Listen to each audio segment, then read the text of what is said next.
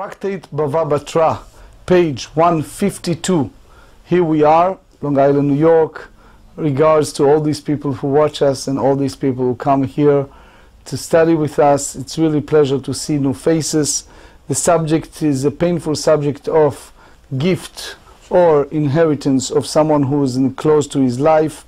The reality is that people change their mind, and we need to discuss all different situations and how we handle it properly. The manner of giving a gift, we explain, is okay as long as it's a structure of a gift.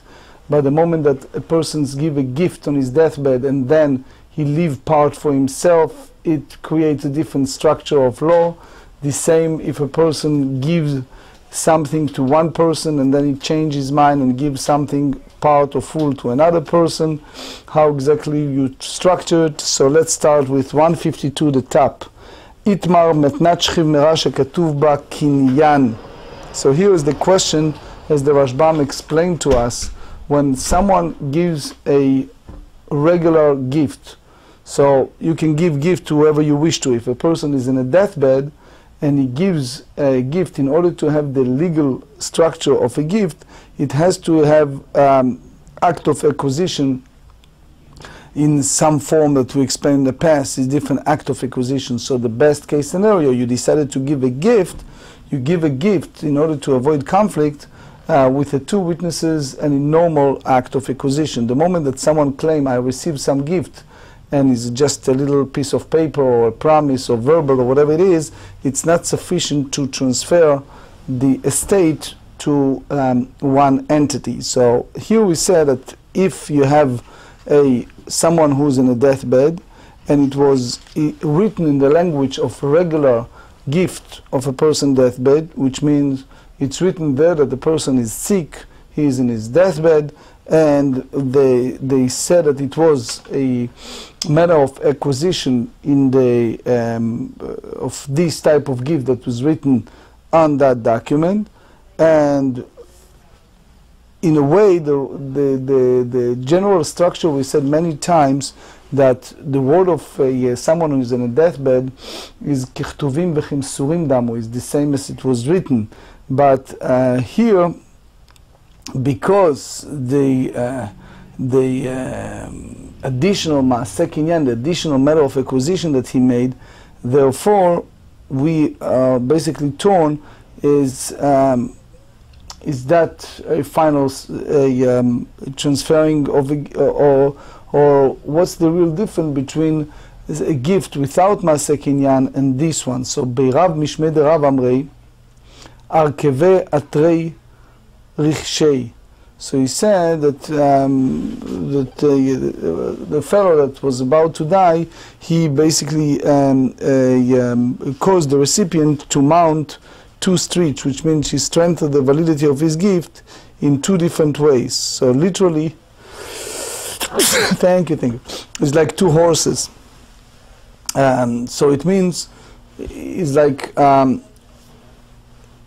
one is the koach matnat shchiv merah, the power of giving a gift as someone who's in a deathbed, and the second one is matnat bari, someone who's healthy.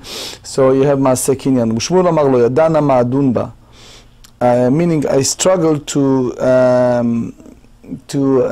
validate this type of gift. Ki beirav mishmei de rav amrei arkeveit atrei richshei harei hi kematnat bari v'harei kematnat shchiv merah. It's like two gifts. One is like a person who is total healthy. The other one is like a gift of someone who's in a deathbed. Harei kematnat bari shimamad eno chozer. Meaning, if the person was about to die, he thought that that's imminent death, and all of a sudden he regained health, and now he's doing well. So therefore, it's done deal. You cannot back out. You cannot say, the Rashbam said that, since I'm now healthy, I can have it back. It's also like a gift for someone who's at deathbed, that if he said, I'm giving it as a loan on to him, to Mr. So-and-so, the loan on to him is acquired by so-and-so, and the healthy person cannot transfer his rights to collect that except in the presence of all these three parties. ושמואל אמר לו ידענה מה אדון מה שמא לא גמר להקנותו אלא בשטר ואין שטר לאחר מיתה. So maybe the whole Gmiruda, the whole idea of transferring the deed was after he passed away. And we have the rule that the deed is not effective if it's delivered after the person is no longer among the living. So here you see a contradiction that in a sense of juxtaposition you can see it as a contradiction to this one, which is the Rav and Shmuel that contradict themselves, which means you can look and see a source of the word of Rav in different locations that contradicted what he said here, and the same with Shmuel. ושלח רבין משמי דרבי אבאו הווידעה ששלח רבי אלעזר לגולה משום רבינו. Rabbeinu, it's Rashbam and Rabbeinu Gershom said that that's a expression to Rabbeinu Gershom me'or hagola, that he said that that's referring to Rav in his youth. Rabbi Elazar was a disciple of Rav in Babylonia, and afterward he ascended to Eretz Israel. So anyway, he said, Shchiv Merash Amar Kitvu Utnu Me'al Lifloni. If someone is at deathbed, said, write 100 to so and so, Vamet En Kodvim Venotnim Shema Lo Gamar Laknoto Ela Bishtar Ven Shtar Lachar Mita. So again, the big question is, we have to have a umdana, we have to have a mindset what exactly it was in his intent when he gave this estate. That if it was in a regular way of kinyan shtar, of making a transferring the deed by matter of acquisition, which means when this shtar, when this deed will be received, hilcheta kotvin venotnin. So the halacha is that the deed is written and given to the recipient. And the Gemara concluded and said, Kasha de Rav, Kasha de Shmuel, de Shmuel, de Rav lo Kasha, ha de kanu minei, ha de lo kanu minei. Rav is not contradicting himself, because in the first one, when someone is in a deathbed,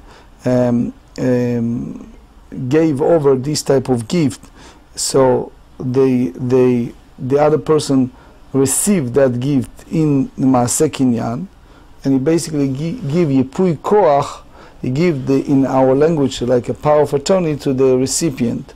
Ha, in the second one, that the deathbed person said, write so and so to Mr. so and so, the lo kanu minei, that they are not acquired from him by means of act of acquisition, only by verbal instruction, and therefore the deed is not written after his death. The Shmuel Okashia be miyapet kocho. The Shmuel is not a question, because he basically enhanced the legal power of the recipient by providing him with a deed, and he was not making the gift contingent upon the delivery of the deed. Rashbam said that if he just did it as a chizuk, meaning he wants just to strengthen the validity of the gift, even Shmuel agreed that the gift is valid. The Shita Mikubetzet he said it from the Rosh, that the whole notion of making this star is only to make the chizuk, to strengthen the gift. But anyway, everyone agrees that that gift is a valid one. I would like to share with you several halachot. The first one is from the Rambam. The Rambam in the Sefer Kinyan, Ilchot Zechiyah Matana, chapter 8, said, if a person on his deathbed gives all of his property to another by means of act of acquisition, or even if he gives only some of his property to another, but he states that it is the gift of a person on his deathbed, so the gift is not acquired even if he dies. Even if he writes a deed and delivers the deed to the recipient before he dies, the recipient does not acquire the gift. The reason for this is that he may have resolved the transfer of ownership to of the property only with act of acquisition, and an act of acquisition is not effective after the death of the owner. If he specifies in the deed that the act of acquisition is performed only in order to enhance the legal power of the recipient, which is if he writes, and we, the witnesses, acquire it from him by means of act of acquisition in addition to this gift, then the recipient requires the gift. The Rema, which again is in Choshen Mishpat 250, adds that if he writes that the deed should be understood in any way that validates it, the recipient acquires the gift. You see it from the Maram Padawa. You basically go by the way of Shmuel, and more on that you see in the Choshen Mishpat in 250. Anyway, יתיב רב נחמן בר יצחק אחורי דרבא ויתיב רבא קמי דרב נחמן כבאי מיני. מי אמר שמואל שמא לא גמר להקנותו אלא בשטר ואין שטר לאחר מיתה? So he wants to transfer the gift only by the deed, and therefore the gift is invalid, because as we said several times that the validity of a gift is only when is a person present, when he's no longer among the living is no, and then you transfer it is not valid. ואמר רב יהודה אמר שמואל שכיב מרע שכתב כל נכסיו לאחרים. רב יהודה and the of Shmuel said that if someone is in a deathbed, wrote his entire estate to someone else, אף על פי שקנו מידו, even though they perform a regular מעשה קניין, which is a regular act of acquisition, but regardless, the rule is עמד חוזר. If somehow he recovers from that illnesses, he can retract his gift. If you remember, we mentioned that already in the previous daf. Page 152b, בידוע שלא היה קניין אלא מחמת המיתה ואך ולה בידי ואישתיק. So it's clear that it wasn't the whole reason of the Shmuel's ruling. It's because the act of acquisition is only due to his expectation of imminent death. So therefore, the whole idea that the giver does not recover, the recipient acquire the gift, and the performance of the act of acquisition does not indicate that the giver intended to transfer the property only after his death. The fact is, the Rashbam is the two ways that hold the, what does that mean, ve'ishtik? What does that mean that he was quiet? Either that he agreed, or that that he knows the answer for that question.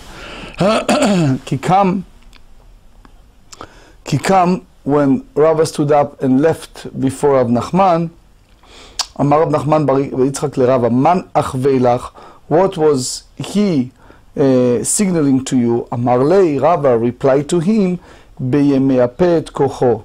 Here we're dealing with a case where it is evidence from the benefactor's language that the matter of acquisition, the Maaseh Kinyan, was aimed merely at enhancing the recipient power, not the any manner of affecting the transactions. So he said, "Hechi dame miyape et kocho." What exactly you consider the act of acquisition that enhance the really legal power of the recipient? אמר רב חיסדא וקניין למיניה מוסיף על מתנתה דה. So he basically said, in addition to that gift, we basically acquire it from him. That's basically the whole concept of Maaseh Kinyan here. That Maaseh Kinyan come and strengthen the oral, the utterance manner of giving.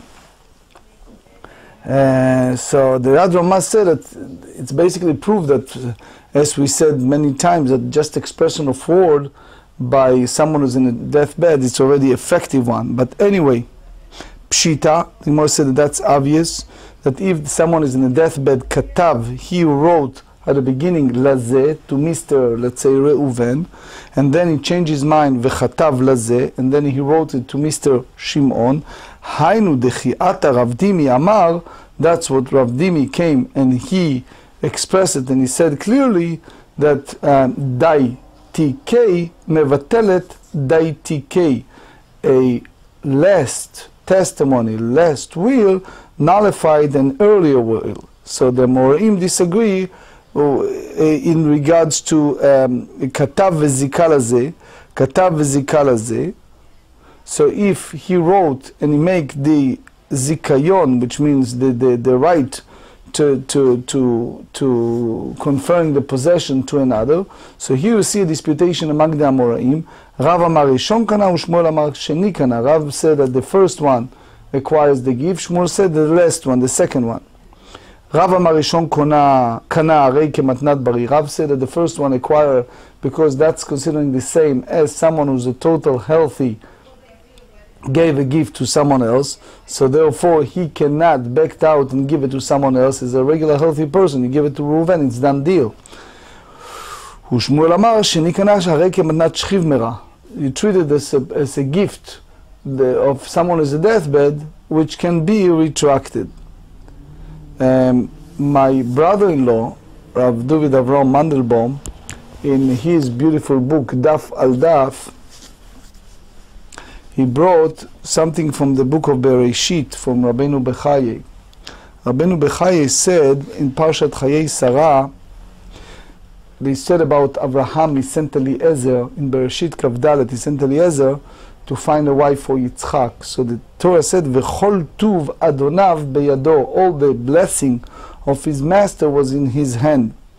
So the question is, Rabbeinu Bechaye asked, היה כתוב ראוי לומר ומיטוב אדוניו, כמו שנאמר ומגמלי אדוניו. It should be said from the bless of his master, not וכל טוב. כי 10 גמלים לא יכלו את טוב אדוניו, because 10 camels not have all the things that the master of Abraham have. But על דרך הפשט העיד הכתוב על מעלת העבד ועל אמונתו. In a simple way, literal way, it showed the great trust and faith that Abraham had in Eliezer. Meaning that everything, kvod oshro, or everything that belongs to Abraham, Eliezer had. And therefore, ועל דרך המדרש, וכל טוב אדוניו בידו, זו daitiki. That's exactly what we speak here. Daitiki, it's like confer possession. So he said, פירוש תר מתנה שכתב ליצחק מכל אשר לו, כדי שיקפצו לשלוח בביתם. Abraham wrote some type of promissory note to document as a gift to Eliezer, that he can basically have his possession, and that when people see a tremendous wealth written on that bill of trust, of gift, so they especially said umilat biyado mochiach, because they said that Eliezer have it in his hand. So therefore we understand what they said later on before Abraham passed away. Vayiten et kol asher lo liyitzchak. He gave whatever he had to his son Yitzchak. Why? Because Abraham knew that the Bnei Keturah, the sons of the concubine, may challenge that, and therefore vayishlachem me'al Yitzchak bno biyodenu chai. He gave those gifts to them to make sure that no one will challenge his gift of Yerusha to his only son with Sarah, the son that received. Obviously, it was the sons from Hagar, the Ishmael, but as far as Sarah, that was the only son. He transferred the right. So that's the concept of daitiki that we have here in our sugiyah. So the Gemara asks, "Va'ifligu b'chadazimna b'manat shchiv merash katuv b'kinyan." So basically, the Rav Shmuel already disputed one in regards to a gift of a person on his deathbed, which is written that have a maaseh kinyan, an act of acquisition needs to be performed. So why you need to repeat it again here when you're saying katav v'zikra? So Gemara said tzricha, you need to teach us the disputation in 2 cases. Di'itmar beha, if you tell me that it's only one case, beha kamar rav mishum dekanu minei, because those edim, those witnesses, acquire the estate from a person who's in deathbed. That's basically the maaseh kinyan chalifin, what we discussed many times, like exchange. And basically those witnesses acquire from the person on his deathbed in a kinyan chalifin for the recipient of the gift. So that's considering ma'aseh chashuv, that's considering a important act that basically give the yipui koach, give the right, and hold it the same as a regular matnat bari, a regular person who's healthy gives a gift. Aval beha, the second case, when he transfer the bill of gift to the recipient, the lo kanumine, it wasn't a matter of kinyan chalifin from the person on his deathbed. Eima modeile le Shmuel, that Rav agreed with Shmuel that you don't have yipui koach here, and therefore the person who is in deathbed can retrieve his gift. Ve'aitmar beha Shmuel, אבל בהך אימה מודה לרב צריכה. So basically the way that we said that if we said that the act of acquisition was recorded in a deed, so you can say that it's only in the case of Rav that the gift cannot be retracted, because an act of acquisition was performed. But when the acquisition, it wasn't Maaseh Kinyan, it wasn't performed, you may say that he concedes to Shmuel, and if it was only with regard to this case, ויהי תמר בהה כאמר שמואל, אבל בהה אך אימה מודה לרב צריכה. So in short, you need both of them. You need both of them. The whole concept, some of the Mefarshim said that they basically occur, it's uprooted the whole concept of oral gift, and therefore in the first disputation Shmuel hold that we should be concerned that maybe he intends to transfer this gift after his passing by this Maaseh Kinyan, and therefore, as we said many times, if that happened and it was passing his death, then the Maaseh Kinyan is abrogated, it's not applied. So besura matnu hachi, the yeshiva of Surah, that's they teach the disputation between Rav and Shmuel, katav leze וזיקה לזה, katav וזיקה לזה, as we explained earlier. Bepumpedita, we explained many times that it was several places of learning. So in Pumpedita, matnu hachi, as follows: Amar Rav Yirmiyah barabba, שלחו למיבי רב לשמואל, למדנו רבנו קשחים מרע שכתב כל נכסיו לאחרים. Teach us, if someone is in deathbed, wrote his entire estate to other people, so he basically handed over the shtar tzava'ah, the documentation of the will, to those recipients. The Torat Chaim said it's all depend upon what exactly the testimony said, what exactly happened. But anyway, in a simple understanding, he just handed over that will, the Rashbam said, to the gift, the people who receive, the recipient of the gift. And in addition, vekanu miyado mahu. In addition, they perform an act of acquisition. So the question is, what exactly the halacha? If the Maaseh Kinyan, Kinyan Chalifin, is part of that or not? Can they that someone who's in deathbed can retract from his gift or not? So Shmuel responds, and he said, Shmuel respond to the student, the disciple of Rav's yeshiva, since in addition to handing over the documentation, also acquire from the person in deathbed, and achar kinyan klum, so nothing can affect a retraction of the gift. Page 153, Savur Minei, so the student of the yeshiva of Rav understood that statement that applies only when a person on his deathbed wishes to retract his gift and transfer it to other. Hanemilei le'acher, aval le'atzmo la, but for himself not. Amar lu Rav Chizda ki ata Rav Huna mikufrei persha. Rav Huna came from Kufrei. He explained that Shmuel's statement applies both regarding to property, ben la'atzmo, ben la'acherim, for himself and transferred to others. So since he did both, he handed over the shtar and he also the acquire from him, we understand that he intend to do yipui koach for the recipient of the gift, that it should be like matnat bari, that he cannot retrieve it at all. I would like to conclude with a beautiful Rambam in Ilchot Zchiyah Matana chapter 9. In regard to a person on his deathbed who wrote a deed or transfer granting his property to another, if he conferred a possession of the property on the recipient, an act of acquisition was also performed, nothing can affect a retraction of the gift. This applies whether he gave all or only some of his property to another.